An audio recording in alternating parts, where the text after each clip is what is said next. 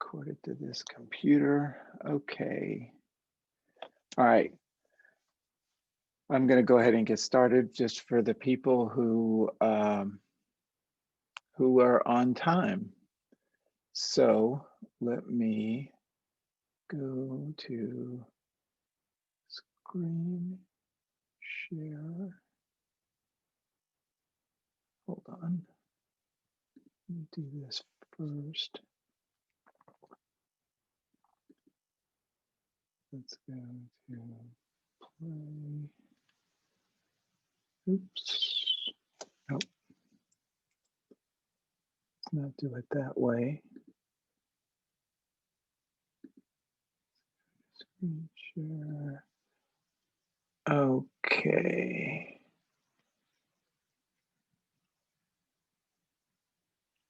And now let's play. Okay. So welcome everybody.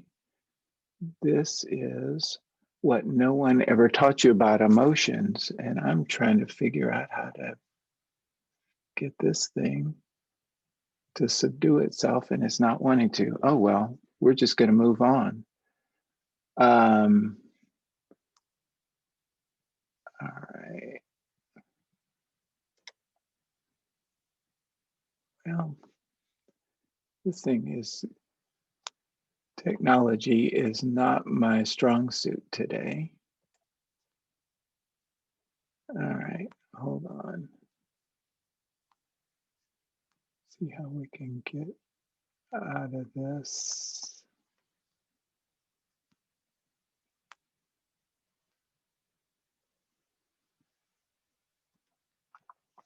Okay, hold on a second, please.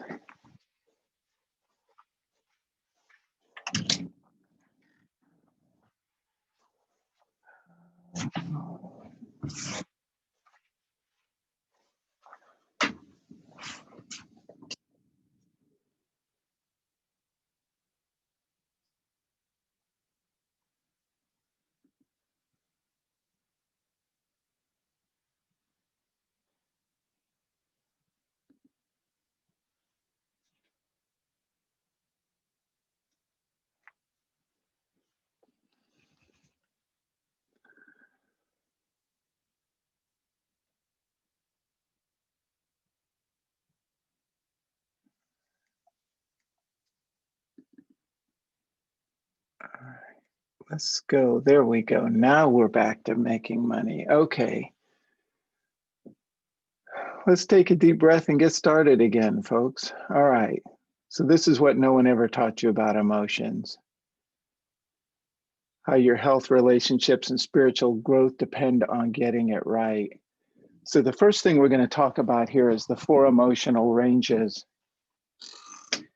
And there's a bunch of research that has gone into this. And so what I'm going to do here is combine several different flows. And I think when you'll see at the end is that it's going to all kind of come to a single point. That's kind of the point I want to make here with this part of the presentation. So the first place we're going to start is with something called polyvagal theory. And you may have heard of this, maybe not, doesn't matter. I'm going to explain to you the high points of this. One thing I've seen lately is that somebody has said that this actually, some of the fine points of this theory aren't true. We're not going to talk about the fine points. We're talking about the bigger picture of this, which I think we've seen is true. So it was started by a psychologist named Stephen Porges, psychologist researcher named Stephen Porges. And what he was really looking at was the autonomic nervous system. So if you don't know much about physiology, let me just give you the brief overview. With the autonomic nervous system, you divide the nervous system into different categories. There's the central nervous system, which is the brain and the spinal cord. There's the peripheral nervous system, which is the muscles. There's the autonomic nervous system, which is really the internal organs. It runs from your brain down to your heart and your gut. which actually have sort of subsidiary satellite brains in them, which a lot of people don't know, but your gut actually has the same number and complexity of neuron connections that and is responsible for the same amount of decision making, memory, and whatever as essentially the brain of a house cat. So we've got quite a lot of activity going on in our heart and our gut, and that's where most of our emotion is processed. The stuff runs down, that signal doesn't run down the central nervous system. It doesn't run down the spinal cord. It runs down something called the vagus nerve, which is the only, I think other than the spinal cord, is the only two-way nerve in the body. The information goes down and information comes back up, and most of it is coming back up. It's like one bit of information is sent down to be processed, and for every bit that's sent down, 9 or 10 bits come back up. Now, the autonomic nervous system is again split into two aspects. There's the sympathetic nervous system and the parasympathetic nervous system. The sympathetic nervous system is what we kind of all know about. It's fight or flight. The parasympathetic nervous system, if you look in the literature, in the popular literature, it's mostly, they talk about rest and recovery or something like that. That's what happens when you sleep. It's what happens when your bones recalcify. It's what happens when your immune system is re-energized. That's all parasympathetic nervous system. And so people look at this and they say, okay, the parasympathetic nervous system is good. It does all these good things to keep you going and make you strong. And the sympathetic nervous system is maybe bad because that's what keeps you stressed out. It's all fight or flight all the time. Well, it's not quite that simple. What Porges noticed is that when you've got too much parasympathetic activity going on all at once, too quickly, that actually kills people and animals and whatever. And so it's more complicated than one's good and one's bad. What he hypothesized and later discovered is that there is more than one way that you can activate the parasympathetic nervous system. Now, I want to put this and make this real clear. All of this, the entire polyvagal theory, is about responses to threat. That's the way it's framed. Not all emotion is threatening. It's not all about threat, but a lot of it is, and that's where we're going to start, because emotion all works the same way, whether it's threatening or not. So according to polyvagal theory, there's basically three ways that we respond to threat. They're what he called the dorsal vagal, the sympathetic, and the ventral vagal. Now, we understand sympathetic as fight or flight. Dorsal vagal, ventral vagal, what does that really mean? Well, dorsal means back and ventral means front. And so it's basically either the nerve impulses are going down the back of the vagus nerve or they're going up and down the front of the vagus nerve. What difference does that make? Well, actually, according to polyvagal theory, it makes a lot of difference. They're two completely different reactions. So with the dorsal vagal, this is the oldest one. This is the most primitive. This is, you see this even in cockroaches, okay? It's also the first to develop in human beings, I'm gonna say. This is the oldest in evolution and it's the first to develop. This is what we think of as the freeze response. So we talked about fight or flight. This is freeze. But in humans, it's also faint. Now, freezing, we know, it's like the deer in the headlights, that's freezing. The possum playing dead. If you've ever seen a rat or a lizard or something that was picked up by a cat or a snake or whatever, they'll play dead. They'll do the same things that possums do. They act like they just act inert, and the predator will put them back down, and all of a sudden they run away. That's freeze.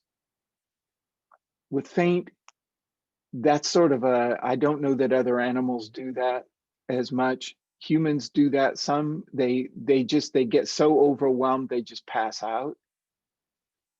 The good thing about that is that if you're passed out, you don't really realize what's going on around you. And it's the bad thing. You obviously can't run away if you fainted, but if you fainted, you're not kind of stuck there in terror. This is what happens when you are totally helpless. That's what freezing and fainting is about. There is nothing you can do that will help the situation.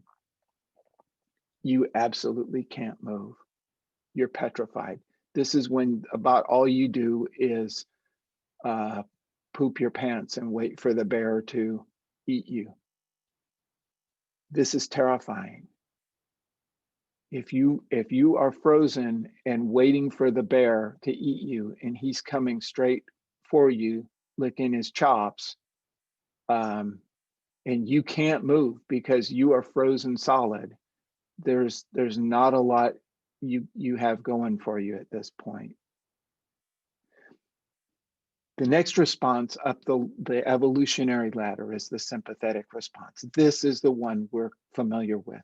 This is fight or flight. This is an active response. We are actually doing something. And this is stressful. This is where we are scared to death and we're running for our lives. And if whatever it is we're running from catches us, we turn around and we're going to fight to the death. This is the most common way that we deal with threat. Finally, there's a ventral vagal, and this is the fifth F. So we have fight, flight, freeze, faint, and now we have friend. Here, this is where we use relationships to modulate our stress response. What we do is as we move closer to people, we feel less stressed. As we move further away, then we feel more stressed. And so we use our distance from other people to help us modulate how severe the stress response is. What we're trying to do, we already have this sympathetic load going on, and we're trying to use our relationships with others to activate our parasympathetic system so that we can get them into rough balance. The closer we are to balance, then the better off we're doing. So polyvagal theory is all about responses to threat. That's what it is. Now we're going to go into social psychology for a second. Just remember polyvagal theory. We're going to move through a few things and sort of integrate these threads together. So in social psychology, we learn a few things very quickly. Threat is a choice. Something can be threatening or it can be challenging, and it's all the way we look at it. Excitement and fear are similar. They have the same physiology, more or less. It's all adrenaline. There's some cortisol. There's the same nerves are doing things. The brain activity looks the same. It really has to do with how we interpret things. If we breathe, we're excited. If we forget to breathe, then we're terrified. It's all interpretation. When we breathe, we inhibit cortisol production. When we quit breathing, cortisol shoots up. And all of a sudden, something becomes threatening. So stress is our reaction to perceived threat. It's not real threat. It's what we think is a threat, what we decide is a threat. Now, here's the third thing. We're going to talk about David Hawkins for a minute. David Hawkins was an American psychiatrist. Later in his life, after he retired from psychiatry, and was apparently a pretty good psychiatrist, after he retired from psychiatry, he got into kinesiology and sort of came and shared that he had had some kind of an awakening experience, a spiritual awakening experience when he was much younger, and wrote a bunch of books about spirituality based on applied kinesiology, a lot of which is a little weird, and there is no way to prove them, and a lot of his assertions don't seem likely to be true. And having said that, there's some things in there that are of value that I want to point out. So what Hawkins is known for, one of the main things he's known for, is the scale of consciousness. And the scale of consciousness of life on Earth went from 1 to 1,000. 1 is something like a single-celled organism, a paramecium, something like that. 1,000 is a spiritual avatar. It's Jesus, Buddha, Krishna.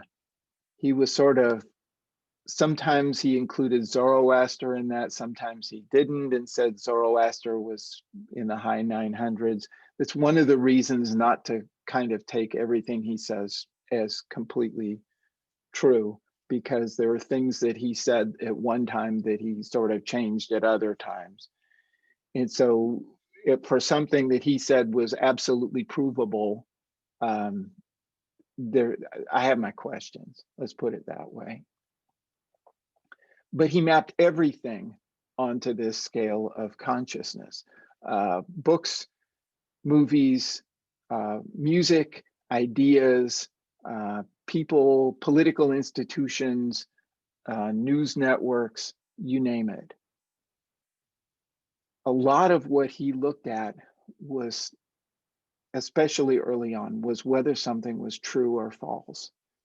And essentially for him, the dividing line was at 200.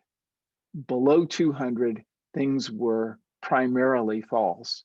And above 200, things were primarily true. 200 was the dividing line where things became equally true and false. And so he stressed 200 a lot. He mapped emotions onto that same scale. And so there are a set of emotions that are below 200 and another set of emotions that are above 200. The emotions, as he mapped them, formed distinct ranges. And we want to talk about those. So let's start talking with the lowest range. So you've got dead, you've got inert, you've got something that's not alive at all anymore, and that's at 0.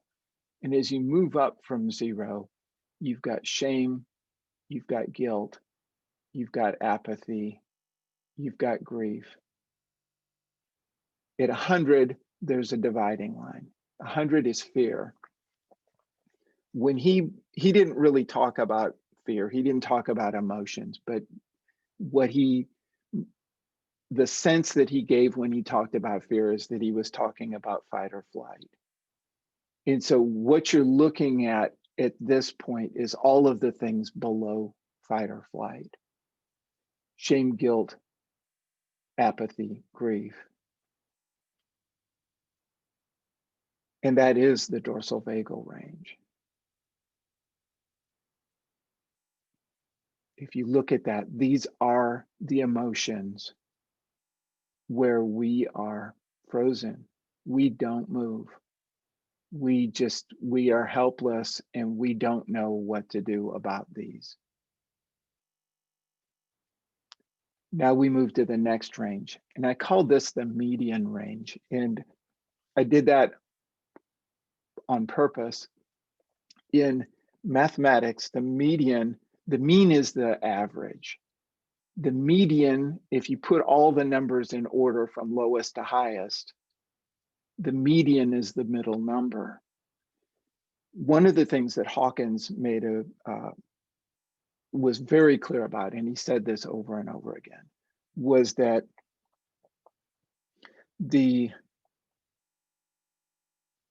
over time, over centuries, our the mean consciousness level of humanity had been slowly rising, but that it had gotten stalled. It had never broken 200. It was always more false than true.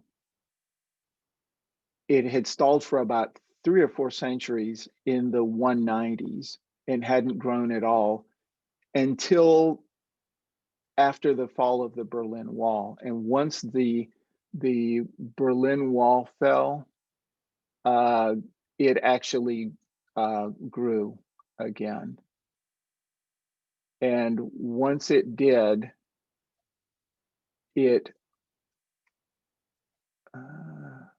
hold on, I'm trying to admit somebody, and I'm not sure why this isn't letting me. Anyway, we tried to, after the fall of the Berlin Wall, things all of a sudden shot up a little over 200. The mean was over 200. People were now no longer, people were now, there are enough people with high enough consciousness levels, like in the 700s and 800s, that it pushed the average over 200. But the median, the actual middle person, is still stuck around in the 190s or 180s. And so that's why this is the median range. This is where kind of the average person is stuck in this range. And so if you start with fear, you have desire, anger, pride. Courage is at 200. Courage is where truth and falsehood finally equal. I'm going to say some things about these. This is an active range. If you notice, unlike the last range, this is where people are actually moving forward and doing things.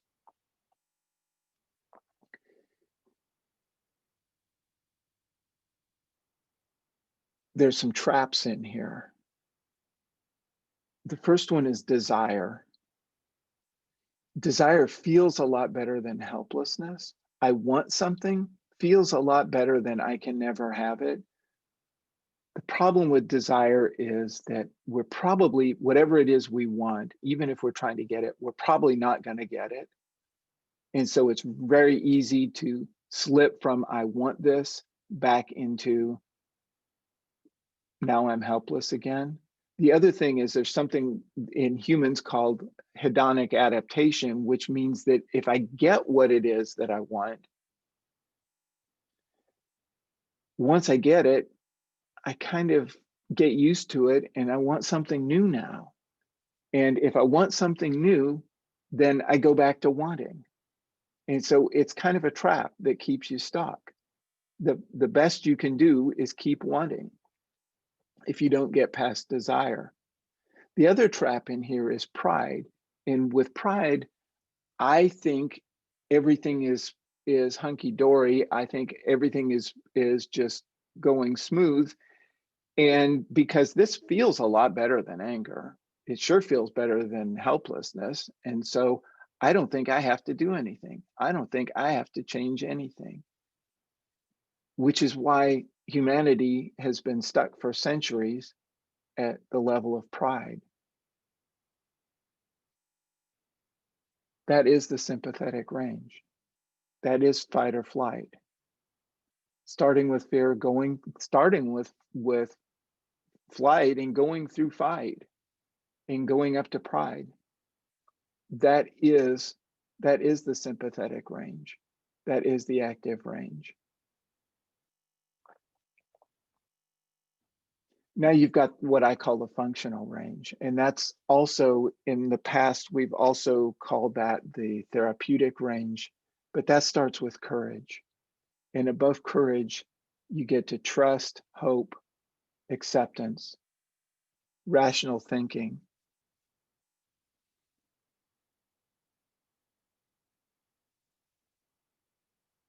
These are things that obviously feel better. Now we're starting to get increasing amounts of truth into our system, but there's still a lot of falsehood in our system. It's still based on fear. If you go back to all of these, courage is, I'm scared to death, but I'm going to do what I have to do anyway. Trust is, I'm scared, but I'm going to put my faith in this person, idea, or institution to come through for me. Hope is, if you think about hope, I hope something happens. The second half of that sentence is always, but I'm afraid it probably won't. And acceptance is about what we have to do when the thing that we have feared worst has come to pass. I don't have to like it, but I have to accept it. I have to agree that it actually happened, because if I don't agree that it happened, I can't do anything to change it. So all of that is still very fear-based. It's regulation through calibration. It's moving in and out of the fact that I fear something, moving closer to the fact that I fear it, and then getting further away from whatever it is that I fear, so that I can keep myself in check. And it still requires repair. You still have to eat with hope. It's still something that you have to release, because hope will tear up your internal organs because of all the fear still in it. Even acceptance will do that. That is the ventral vagal range. That is where we use other people to help us regulate ourselves. Now, Hawkins has another scale, and this is where we leave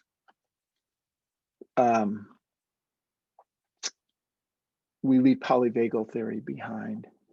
He has the transrational scale. Transrational, it's not irrational.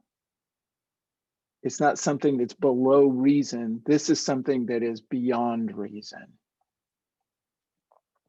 And it starts with love at 500. And this was sort of the other place that Hawkins talked about a little bit, was the big dividing line between rationality and the transrational range at 500. It starts with love. And from love, you get joy, compassion, serenity, bliss, peace, and something that in Sanskrit is called Satchidananda. Satchidananda literally means something like beingness, consciousness, bliss. It's the stage where you realize, or the moment that you realize that I exist, and because I exist, I have consciousness, and that consciousness is the same consciousness that fuels all other existence, which means that I am at one with everything. And there is total bliss that comes from that. That is the highest named affective state anywhere in the world. And part of that is that I'm increasingly convinced that that is the highest affective state, period. I think after that, we don't really have affect anymore. We get more into instinct, sort of trained instinct. But that's a talk for a different day. I don't have a number on that, by the way. Bliss and Peace are 600.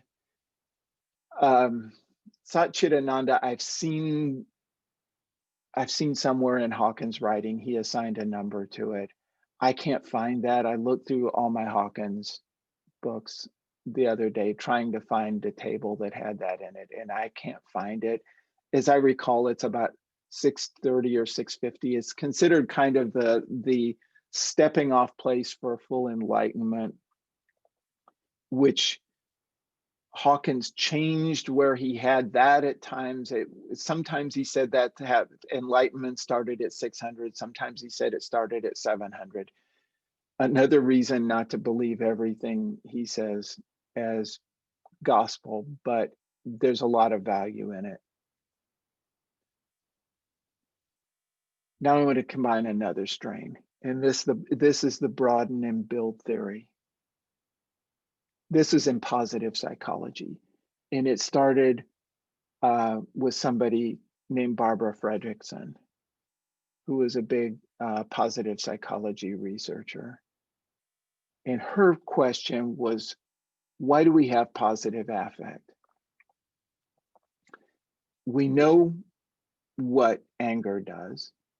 Anger defends our boundaries. We know what fear does. Fear keeps us alive. We know what sadness does. It helps us move away from people, place, or things that we need to leave behind that aren't good for us anymore.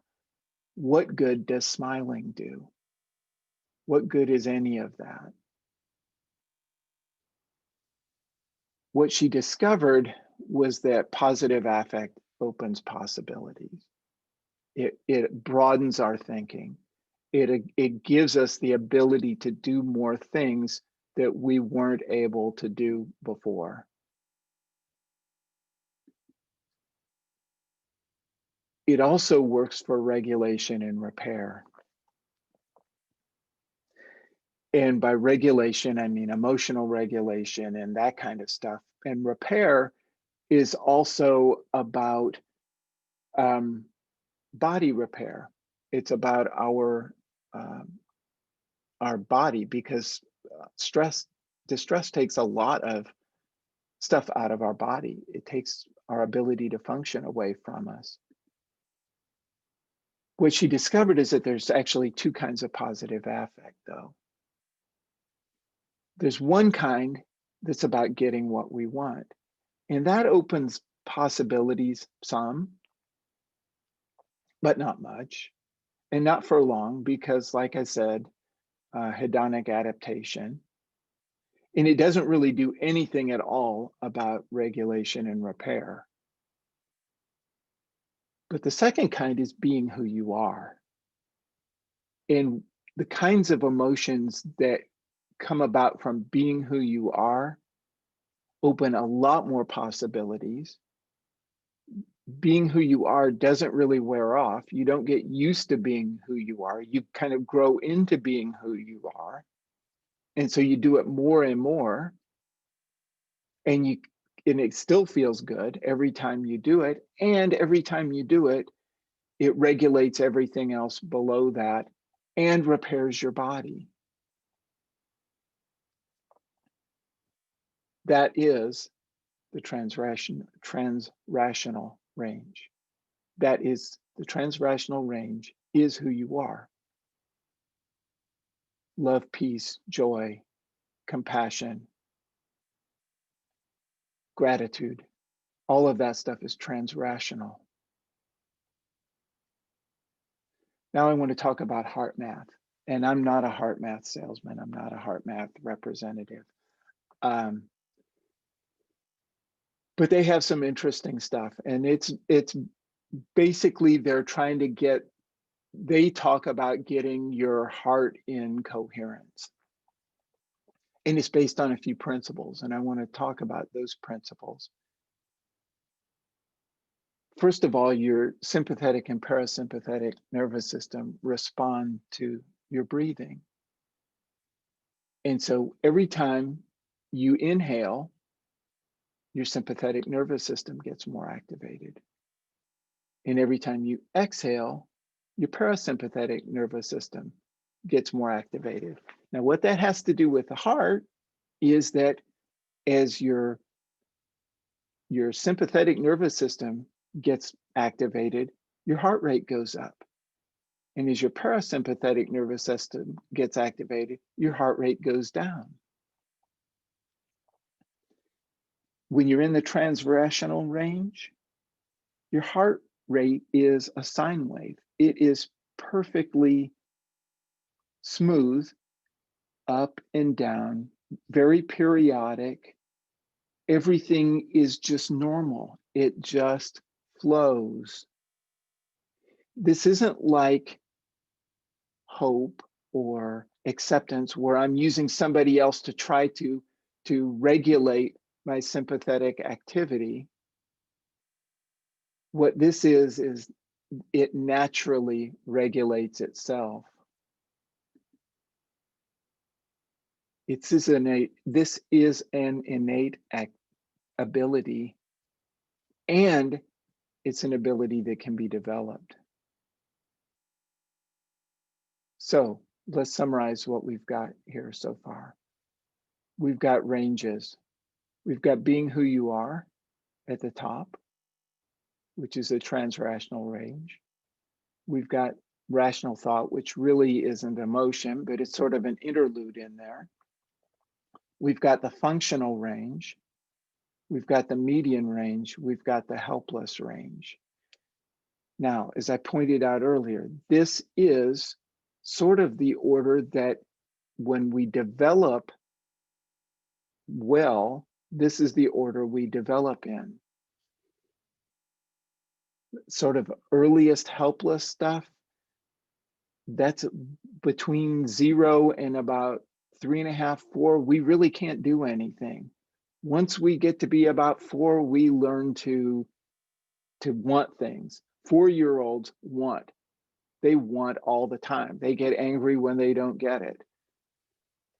Once you get to about 8, 10, you're in school, you start making friends, you start learning how to, that teacher's mean, I go talk to my friends. That teacher gave us a hard test, this other person's bullying me in school, you go talk to your friends. Sometime around high school, university time, they train us to be rational. We become more rational anyway, but we become rational. We take sort of an interlude from emotionality. When we get into our mid-20s, maybe we're starting to think about settling down, having a family, doing things. We become more in the loving, generous, compassionate range. That's sort of where we get to when things develop right. They don't always develop right. In fact, they seldom develop that well. So everything develops in a set order. Being who you are regulates, repairs, and stretches everything that comes before it. It's innate and it can be developed. And it's your attachment to threat responses that keeps you from uncovering who you really are. Whether it's a threat or a challenge at all is your choice. So I'm going to take a second here and get a sip of water before we move on.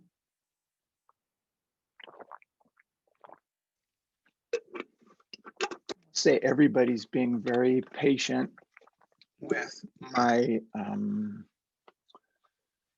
technological faux pas, and I appreciate that. Let's talk about feelings and emotions.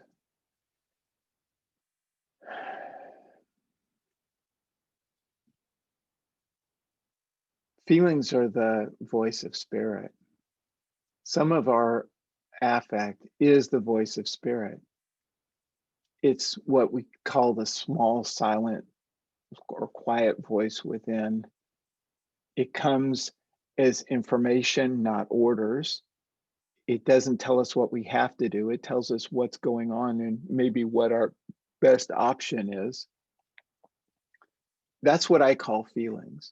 Now, I know other people call that other things or don't make the distinction. I think it's important to distinguish what's spirit-based and what's not. And so the spirit-based stuff I call feelings, just like Obi-Wan Kenobi. You know, Obi-Wan Kenobi didn't say, trust your terror, Luke. He said, trust your feelings. All transrational affect is feelings. Everything we talked about, love, compassion, all of that is feelings. But not all feelings are transrational. I'll give you a couple of examples. First of all, I may decide that I've just gone too far over the top. I need to go make it up to somebody. It's something, it just, the voice comes and or the feeling comes and it's like, you know what, you need to go do something nice for that person. You need to apologize. You need to go give them a hug or whatever. If this was an emotion, that would be guilt. That's clearly not transrational. That's way at the lower end of the helpless range. I could also, and as another example, I could realize that something or somebody is just not good for me right now. And it's time for me to do something different. I need to give that thing, place, person up. Now, in an emotional terms, that's grief. That's a loss. In feeling terms, it's not. It's just a feeling. It's I need to move on. So not all feelings are transrational. What emotions are, emotions begin as sensations, and I'm talking about physical sensations in your body. They're contractions or expansions. The contractions signal correction. It's like, that's not working. You need to do something else. Expansions can signal reinforcement. Hey, that's working. That feels good. Do more of that. What makes them emotions is that we attach personal meanings to them. I'm feeling contracted. That means that I did something bad. I did something wrong. I'm a bad person. I. This is all, it's personal. It's about me. And we attach motivations to it. Because I did this and I'm a bad person, I must go do these other things that then allow me to move on.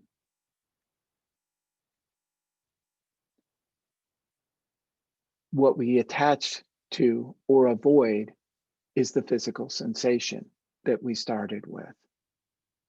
I attach to feeling good. I attach to the expansions. I avoid the contractions. And part of that is because we have these stories about what all of that means and what we have to do about them. Emotions are the voice of the ego. They arrive as orders. Thou shalt not. It's about attachments and avoidances. It's about pain and pleasure. It's about positive and negative. It's about good and bad. I could say good and evil, but it's about this is a good thing to feel and this is a bad thing to feel. I'm a bad person if I feel this. So the task in the work that we're talking about is to turn emotions back into feelings. And we do that by giving up our attachments to having any of it at all be personal, or have any of it at all have a motive that we have to follow through on. Now, there's a problem with all of that. Emotion is a social construct. And by social construct, I mean it's not a scientific thing. Scientists aren't the ones who thought of emotions. This is sort of a folk category that's been in language for thousands of years. In fact, it can't be defined. It can't be defined well. I mean, Webster has a definition, but there are things that we would consider emotions that don't fit into Webster's category, and other things that we think clearly aren't emotions that fit into Webster's category. And when I was in grad school, I studied emotion. Pretty much that's what I studied. At one point, I had a box in our garage that was big enough to fit 4 Coleman coolers, 4 of the big Coleman coolers in. And it was about 2/3 full of research articles on emotions. And emotions weren't defined anywhere in any of that. Not once. And psychology believes in operational definitions, and there is no operational definition for emotions because you just can't do it. And there's a reason for that we'll talk about here in a few minutes. Primary emotions make sense. And those are the ones, when I talk about primary emotions, those are the ones that it's like, I feel guilty, so therefore I'm going to do this to make up for it so I don't feel guilty anymore. It's something that lasts 5 minutes and leads to a change of behavior. Those make sense, but most emotions aren't primary. There are actually 5 kinds of problematic non-primary emotions. And this is where we get into trouble.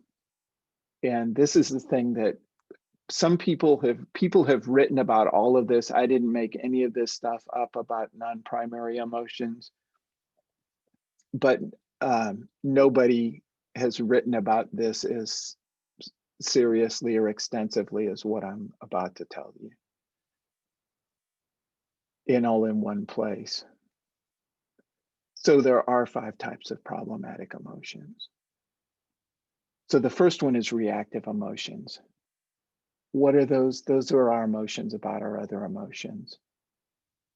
And so here's an example. We could get angry about being embarrassed, or we could get embarrassed about being angry. So they have the same things there. They're anger and embarrassment, but they're 2 completely different things.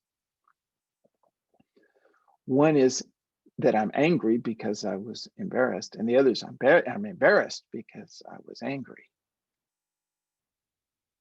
The non-reactive one is the important one. So in the first one, it's not the anger that's important, it's the embarrassment. The fact that I'm angry doesn't make any difference. It's the embarrassment that's the problem. In the second one, I'm embarrassed, but that doesn't make any difference. It's the anger that's actually the important one. But most people focus on the reactive one. They focus on the first one. I feel this about that. No, it's the about that that's the important thing. It's important because nearly all of the stress we experience is reactive fear. And nearly all fear is reactive. We're not scared of a predator behind us. We're scared of some internal state. We're scared of the contracted sensations. We're afraid of what those mean about us and what we're going to do about them. And an example is fear of failure. fear of failure is something that it doesn't make sense, because first of all, it's not really fear, it's more like dread, which is anxiety. It's not, fear is something that's actually there, it's focused, it's time limited, and you can do something about it. And it's not actually failure that we're afraid of. What we're afraid of is whatever's going to happen if we don't succeed. However we're going to feel. We're going to feel embarrassed. We're going to feel ashamed. We're going to feel disappointed, frustrated. We're going to feel something. Whatever we feel is not what we want to feel. So with reactive emotions, the key is to focus on the non-reactive part. So the next one is fused emotions. What are they? That's two or more emotions joined together, which forms an unresolvable emotion. And when you express them, it makes them stronger. And so here's some examples. Rage.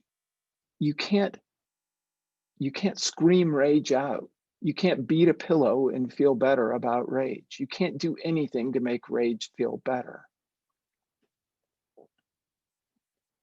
Or resentment, or contempt. You can't possibly express these things and have them feel better. They just get worse and worse, no matter how much you do it. Rage, by the way, is shame and anger. Resentment is sadness and anger. Contempt is disgust and anger. Now, it sounds to that like, well, it sounds like anger has to do with a lot of it. Not so fast. It does have to do with a lot of them, but not all of them. Because the three biggest counseling issues that we face, you could call them mental health issues, are all fused emotions. Depression, anxiety, hostility. Hostilities, I mean, we send people to anger management. We send people to see somebody about their anxiety. We send people to deal with their depression. None of these three are solvable as such. Depression is generally, it's a mix of things. It's usually either shame or guilt, usually not both, plus some sadness, plus some other stuff, maybe some anger, but if the anger is pretty sideways, if it's there, a lot of helplessness, a lot of apathy, anxiety, fear, disgust, usually some sadness, maybe some helplessness. Hostility, pretty much sadness or helplessness with anger on top of it.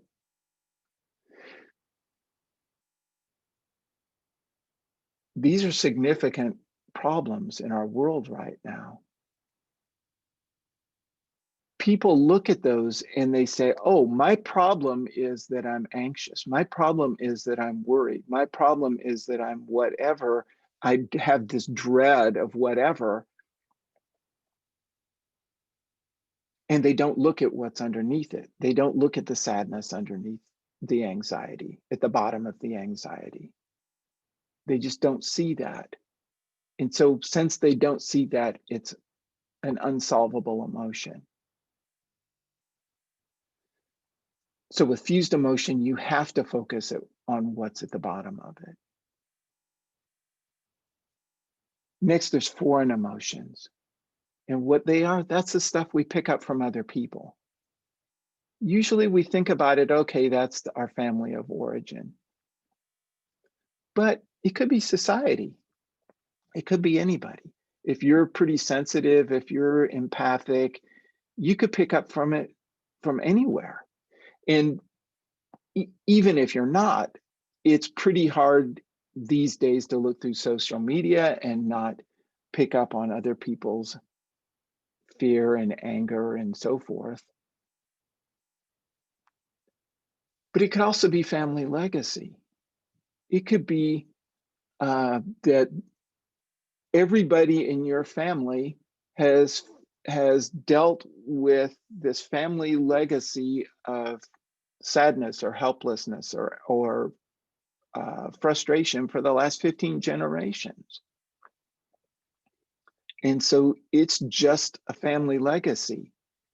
It could be a past life. And I don't know what you think about past lives. I don't know if you believe in them or not. I'm going to say that I historically have been pretty much of an agnostic about past lives. It's like, I don't know if it's true. It really doesn't matter.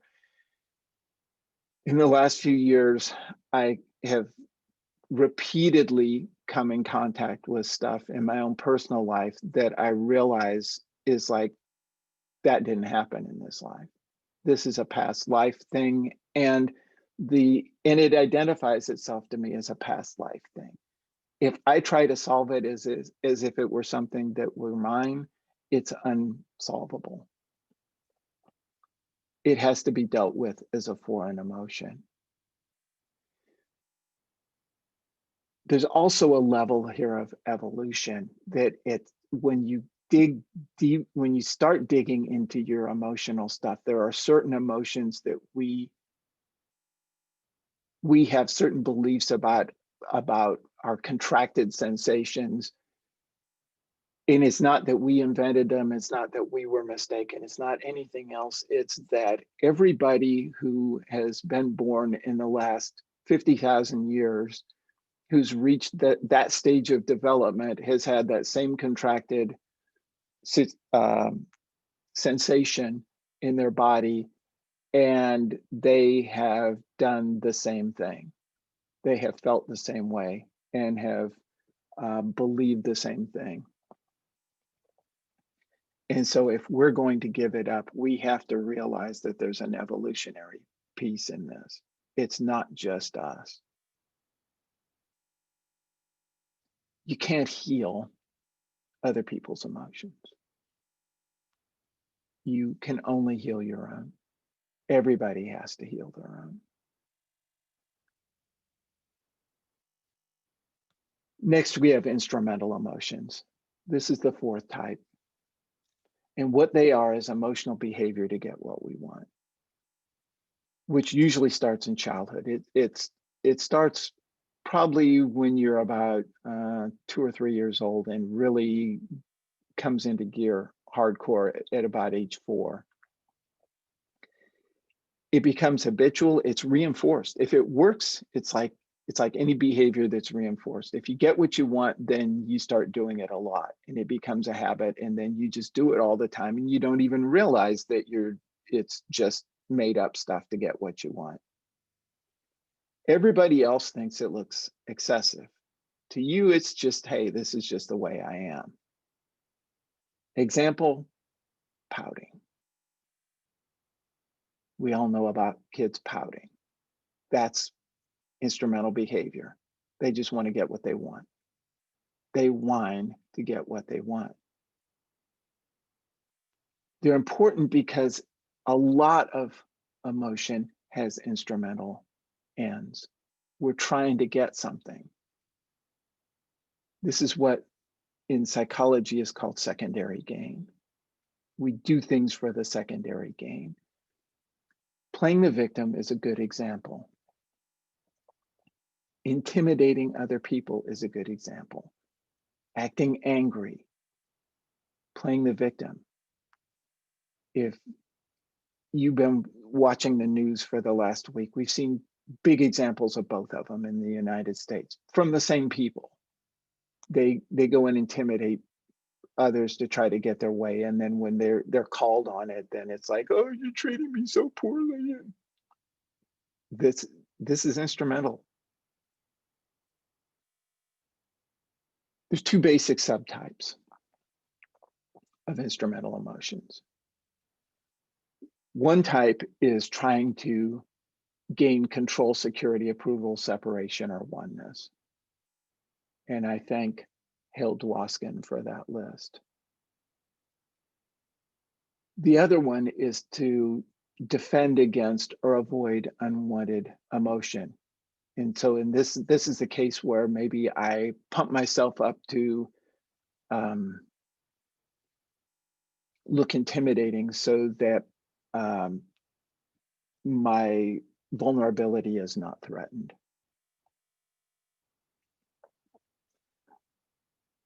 Nearly all emotions have an instrumental component somewhere in them that we have to release. We have to give up the instrumental piece of them before we can heal them.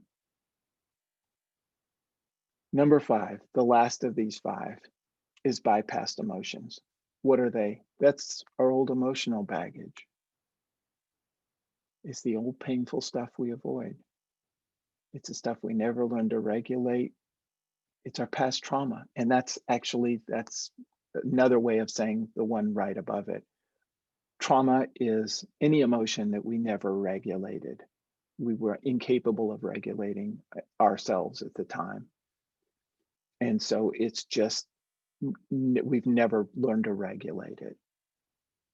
That's what trauma is. They're important because unprocessed emotions control our behavior outside our awareness. All emotions do things to control our behavior, but with bypassed emotions, we're not even aware that they're doing it, which leads to psychological symptoms. We're doing things and we don't know why. It doesn't make any sense to us. They create self-limiting beliefs, self-defeating behavior. They harm relationships. It creates physical disease.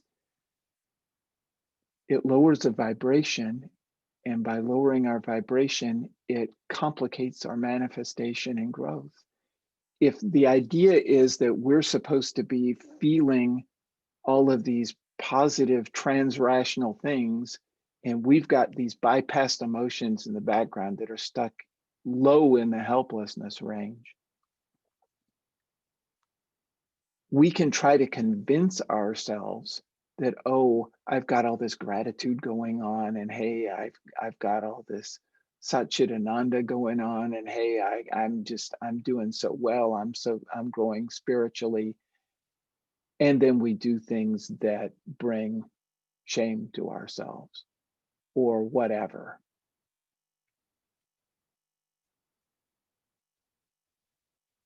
Bypassed emotions keep us stuck. That's why they're important. All right. Get another drink of water here.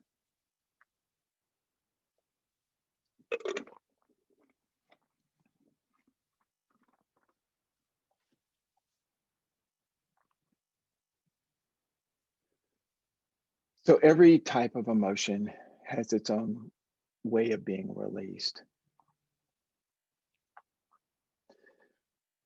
Why this matters: we each have our own inner awakened being, which is who we are. And being who we are regulates and repairs everything else.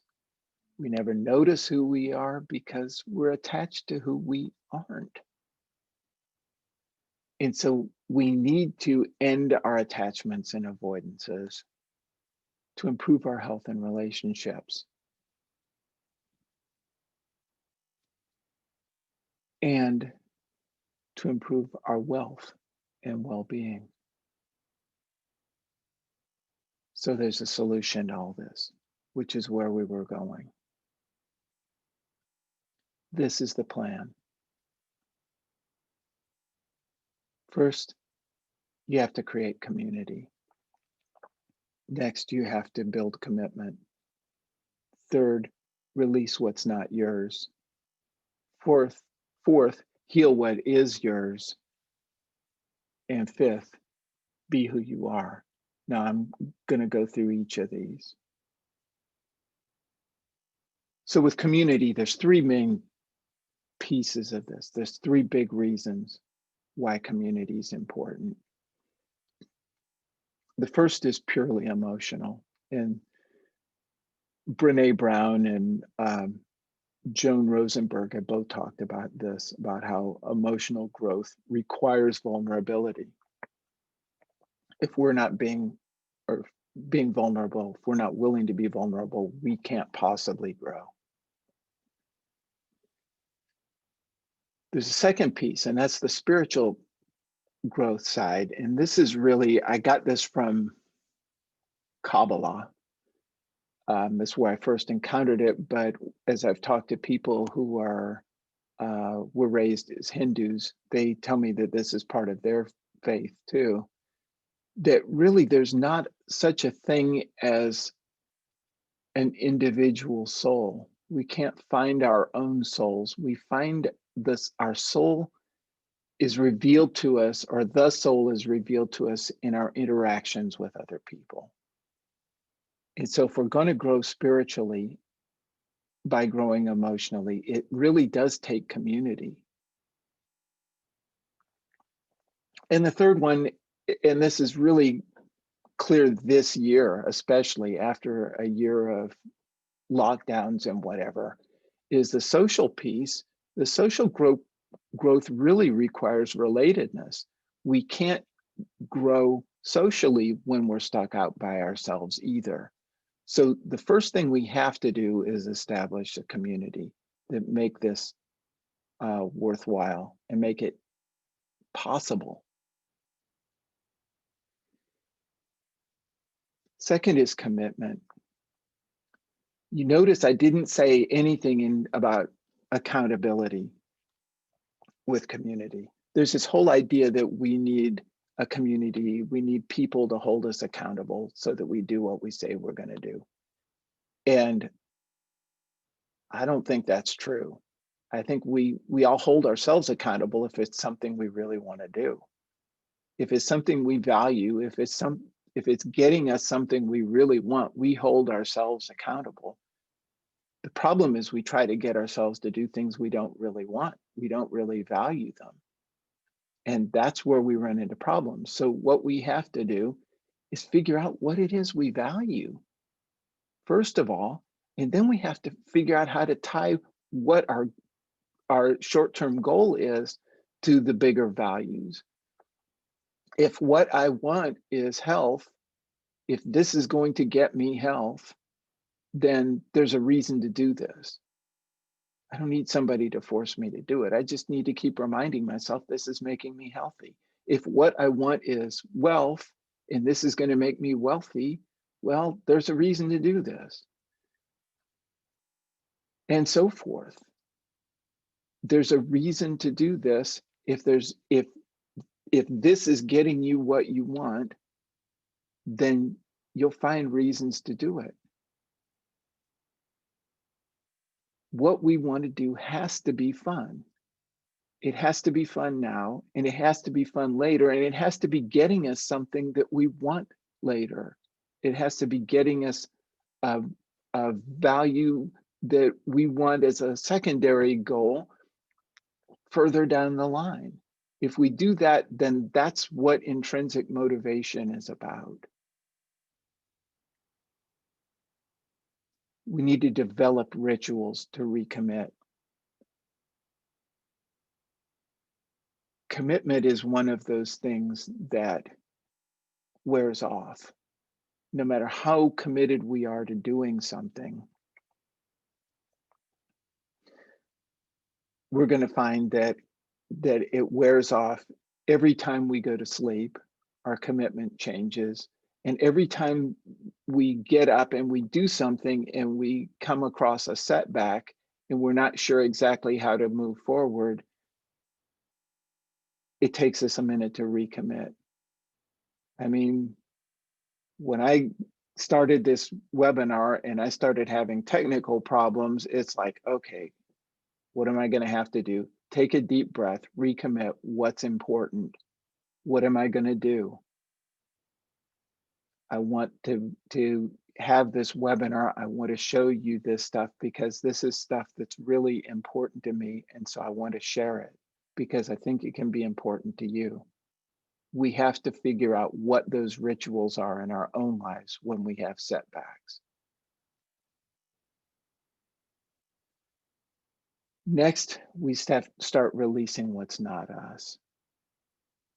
Now, there's steps to that.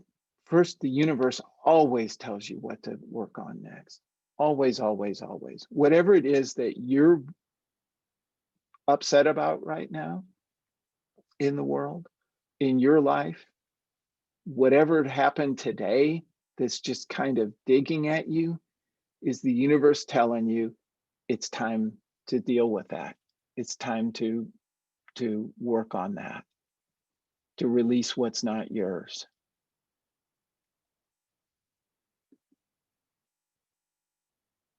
So once you figure out what that is, you focus on the non-reactive part. Then you break apart the fused emotions and start looking at what's the bottom part of it, the part that you're trying to avoid in the fused emotions, and focus on that. So now you've got a good idea what it is. You take the part of it that's not yours and you release that. You work on that first. Send that back where it came from because you can't do anything with it anyway.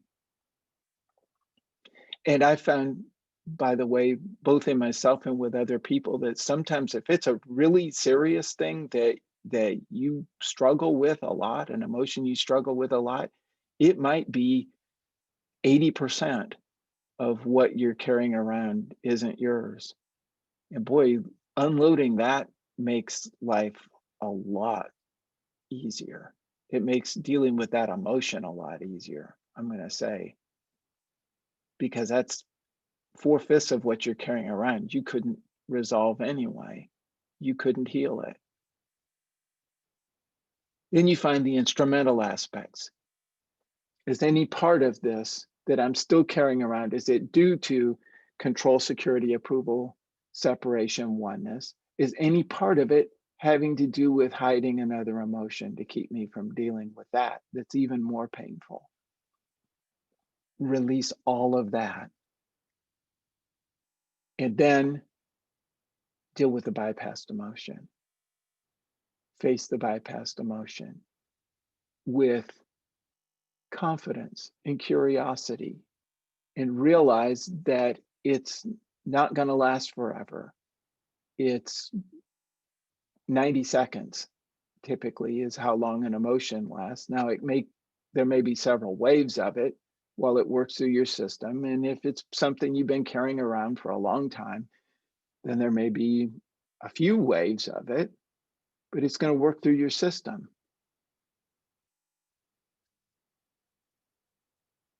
And once you've gotten to that, then you can do the final reprogramming because your emotions have already, you've programmed all sorts of beliefs and other stuff into your system to guard against ever encountering these emotions again. And so that's stuff that you can easily, at that point, reprogram. Now, if you try to skip steps and you go straight to reprogramming at first, that's not going to work. People tell you to go, oh, do this. If you try to skip, oh, I don't know anything about foreign emotions, I'm just going to skip that. I don't know how to release that. It doesn't work. You really, there's a reason that these things are in this order. You separate out all the things you can't do anything about, and you pack them off, and you find the part that only you can deal with, and you deal with that. And once you've dealt with that, then that breaks open your ability to do the reprogramming. So now we get to healing what's yours. You learn to engage the transactional or transrational feelings, and you become really practiced at that, where you do it a lot. You do it several times a day. And you use those to regulate and repair your old emotional. Simple, right? We get to being who you are. You turn your primary emotions back into feelings. And you do that by releasing your attachments and resistances. You do that by releasing your attachment to believing that it's about you, or that you know what you have to do because of it. You start operating from feelings. Once you've released those attachments, you start operating from feelings. And then, final step, you allow the universe to show you what to work on next. Because there's always, okay, so today I did all this amazing work with helplessness. And boy, that was really good. And I feel so good about this. And tomorrow, gosh, tomorrow it may be frustration, or it may be disappointment, or it may be something else that I have to go through and do the same kind of thing.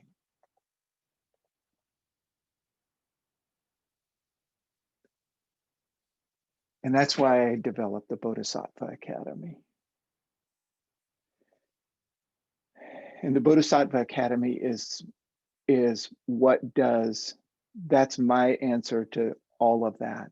It's every bit of that. It starts with community. It starts with fun. It starts with intrinsic motivation and commitment. And week by week, for the first 6 weeks, it's about learning how to release every piece of that so that you can become who you are. You can come in contact with who you are and use that to start regulating your body, repairing your body, turn your emotions back into feelings. And as you do that, as you get practiced at that, and you become more and more of who you are, the next step in that then is the request, ability, expectation that you use that with other people, that you help other people do the same thing. The Bodhisattva Academy is, this is kind of a weird joke.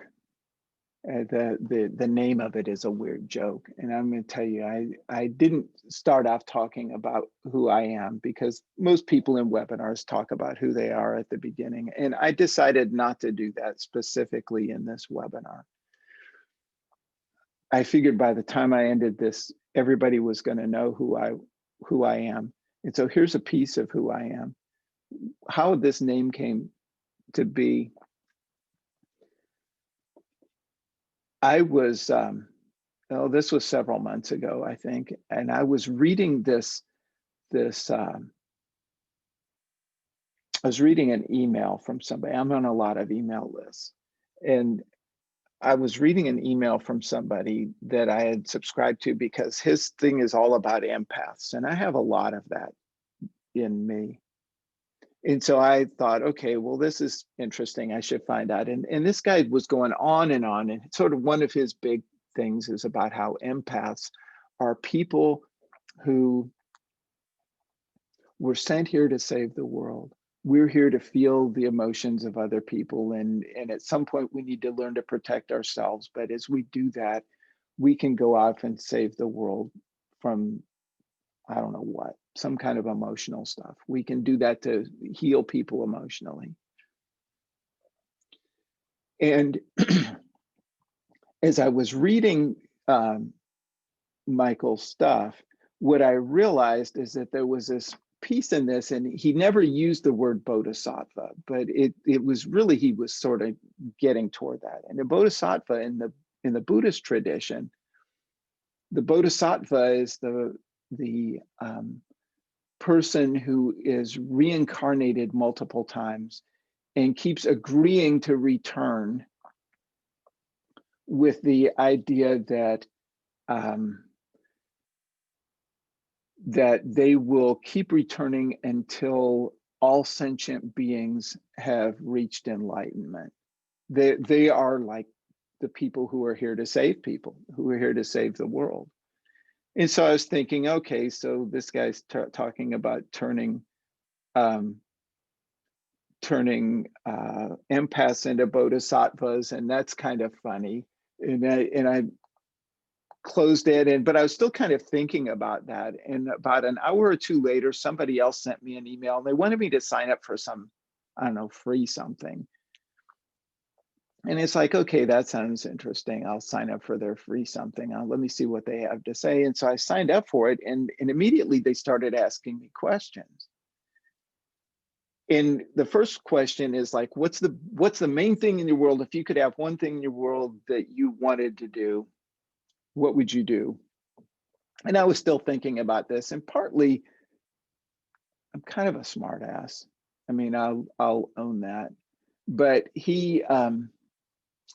I didn't know what the main thing in the world was I wanted at that point. And if I had, I don't know that I would have wanted to put it into words. And I sure didn't want to put it into words for somebody who was going to market to me. So I thought, well, what I'll do is I'll just put down kind of a flippant answer. And then if it starts showing up in my marketing, I'll see how he uses marketing. And so he asked me what do you want to do? What's the main thing you want to do in the world? And I said, I want to start a business that helps empaths become bodhisattvas. And I just thought, okay, well, we'll see how quick he uses that. Well, he never used it for months. I kept thinking, why did I fill that in? I eventually forgot that I'd written it. And one day when I was writing the copy, when I was coming up with this program, and I was figuring out, okay, this is going to do this. Finally, it's like, wow, I need to start telling people about this, but what am I going to call it? I don't have a name for this. I get an email from this guy, and it says, oh, wouldn't it be cool if there was somebody who built a business that helped empaths become bodhisattvas? This is like 2 months later. And I'd forgotten I'd even written it. And it's like, okay, that's pretty funny. And it's like, it's weird that he said that. But at the same time, it's like, okay, bodhisattva. All right.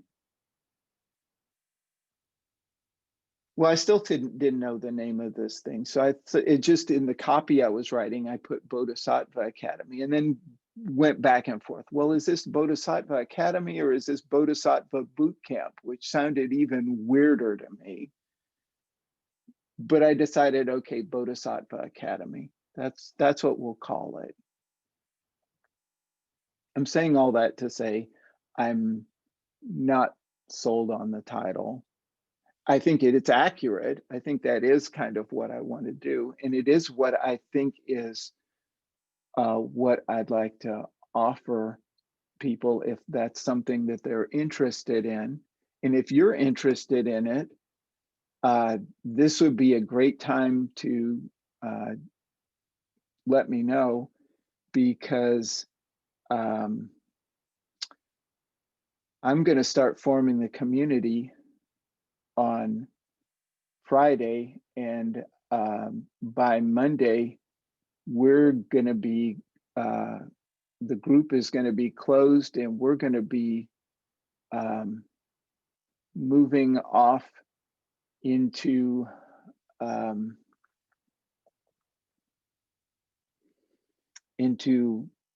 values and commitment.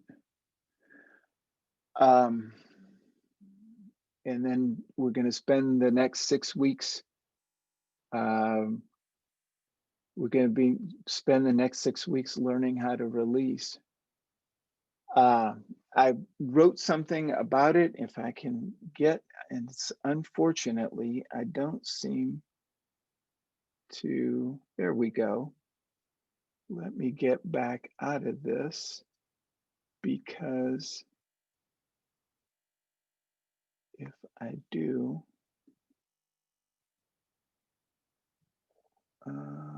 let's see. Let's see, let me get this.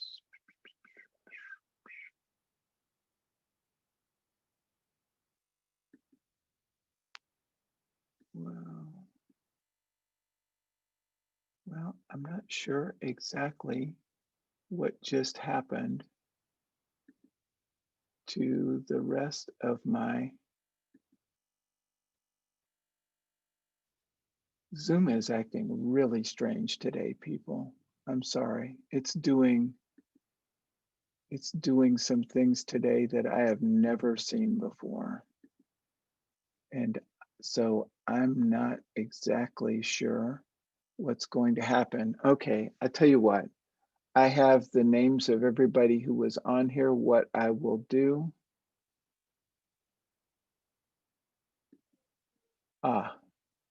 there we go. All right, let's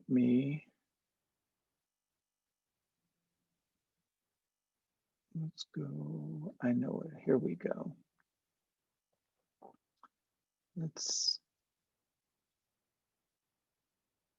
Let me grab this. You may or may not have seen this before. If you haven't, this will help. And it'll tell you about, there we go. Okay.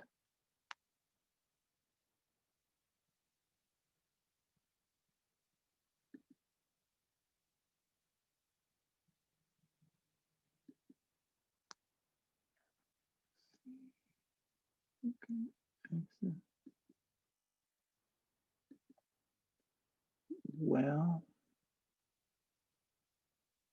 there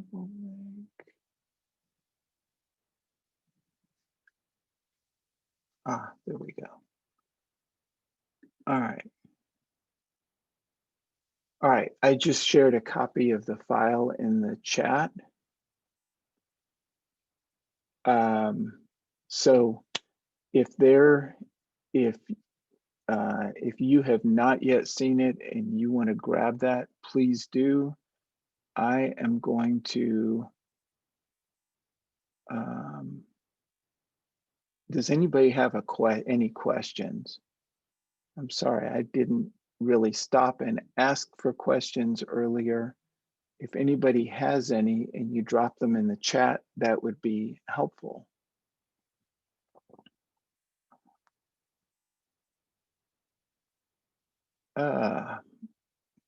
Okay, I'm hearing that they don't see the file doc in the chat. It's showing it here for me. If it doesn't, okay. If that didn't work, then I will just send everybody a copy of this. That's fine. I can deal with that. This will be just one more piece of weird technology that has not gone exactly the way I thought it would today, and that's just the way things are. I understand emotions. Melissa says she sees it and downloaded it. Okay, good. Does anybody have any questions? I'm sorry about all the weirdness with the thing. I had people who left and tried to get back in, and I didn't seem to be able to get them back in without I couldn't figure out how to get them back in. It showed them on the screen, but I couldn't get the cursor to move well. Okay, good. Gail has it now too. Anyway, I'm sorry about all that. So I know that made the presentation a little choppy at the beginning, but that's kind of how it goes. All right. If we don't have any questions, then I've started 2 minutes late. I've run 2 minutes late. I'm gonna thank everybody for being here. If anybody has any questions, you know how to reach me. Bye.